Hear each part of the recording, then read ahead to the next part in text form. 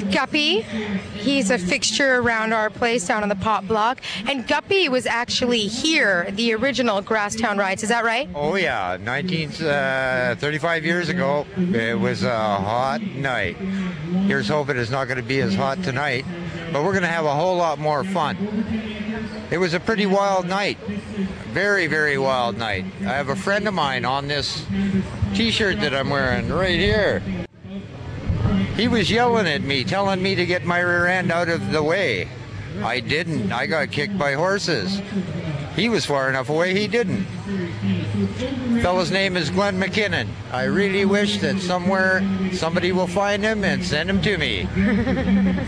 So what was going on? Like, what was the flavor? What was happening before the cops got here? It was a really quiet, peaceful experience. Everybody just, being the hippies of the day, everything was love and groovy, and then it got a little bit out of hand. The wonderfulness of Tom Terrific and his cartoon attitude about politics got some people hurt. Got some people seriously hurt. So explain more about Tom. Who's this Tom? Tom Terrific. His name was Tom Campbell. He was the mayor of Vancouver at the time, and this man had some psychological difficulties. He just had a straight-up bad attitude about anybody that had a good attitude. So he sent the cops on horses in from all angles. So what do you remember after they started to come? What happened right away? Oh, it was just total chaos. I mean, there was women, there was kids, there were young people, and people were getting hurt. It was just absolute chaos. Around the corner, cops were chasing a guy on a horse. The horse went down. Slippery pavement, horseshoes don't work, I mean, even the horses weren't having a good time. So what are the changes that you've seen? I mean, there's a pretty obvious change. What are the changes you've seen since then? Well, the most significant thing that happened out of that whole event was the way they looked at us pot people. As you know, here in this area, they are tolerant, as they should be.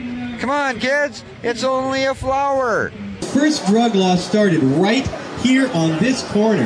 In 1907, Vancouver had a lot of white loggers and miners in those days, and it was a recession.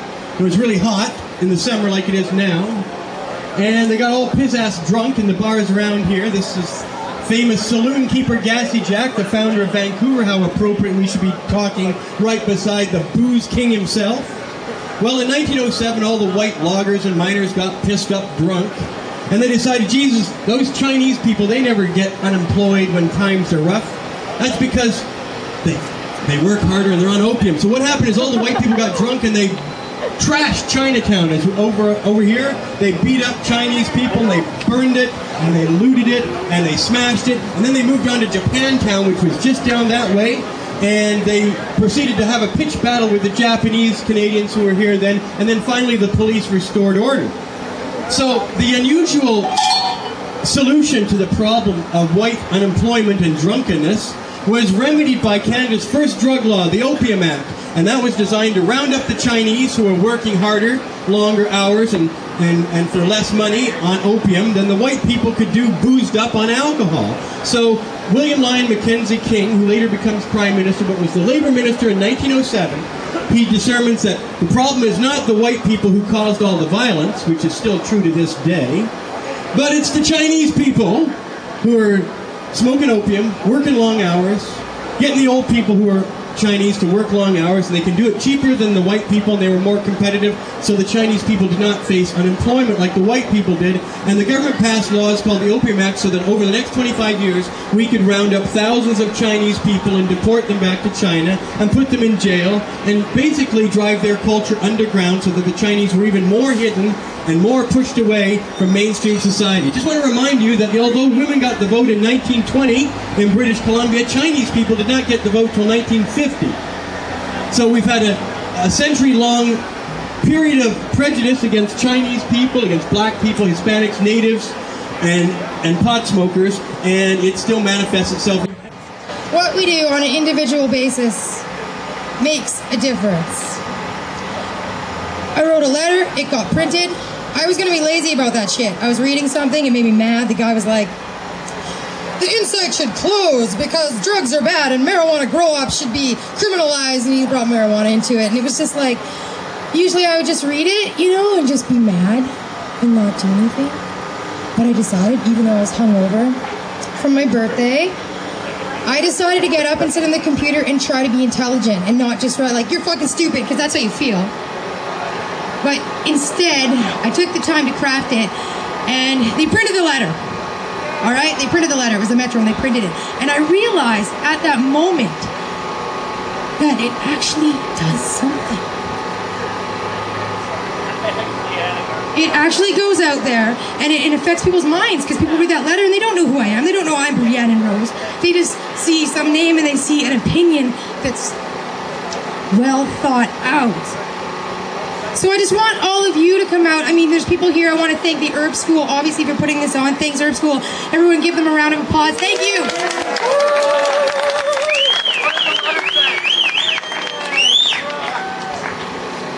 The letter said that the Insight program is supported by the Vancouver Police Department, by our city, and by numerous community groups, and it's something that's helping people. They edited a bunch of it out, truthfully, but there's lots of good reasons. We all know the reasons why drugs should be legalized. It's a harm reduction model. That's where I came from, and on that.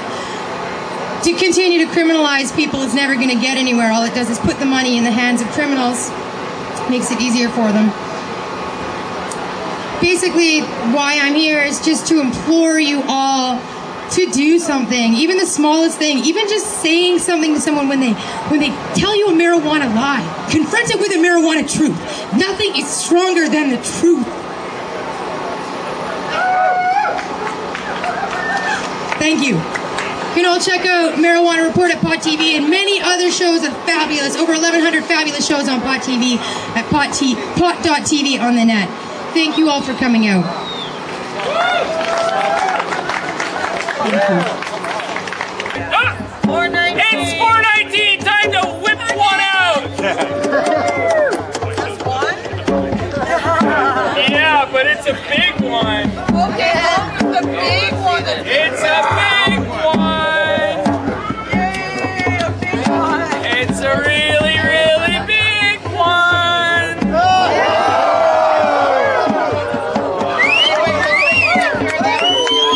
Anybody got a light? I got light.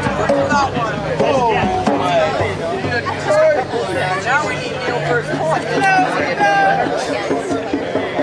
Unfortunately, this camera needs to be very close. Turn it around so it gets in. See, Tommy told you we would! Okay, turn over this way.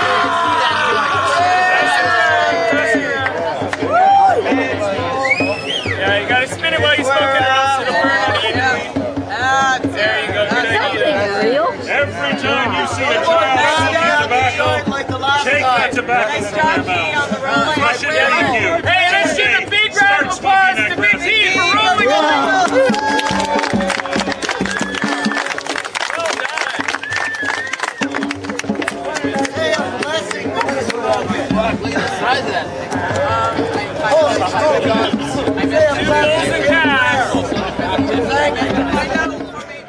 And I want to remind you, the best way to help someone else's revolution is to start your own. That's right, you can open up your own hemp store, cannabis cafe, or compassion club, bring your own bud cafe, and get busy. Or you can help one of us. You can help the people at the BC Marijuana Party. You can help the Planting Seeds Party, or End Prohibition, or the Vancouver Seed Bank. Go over there and check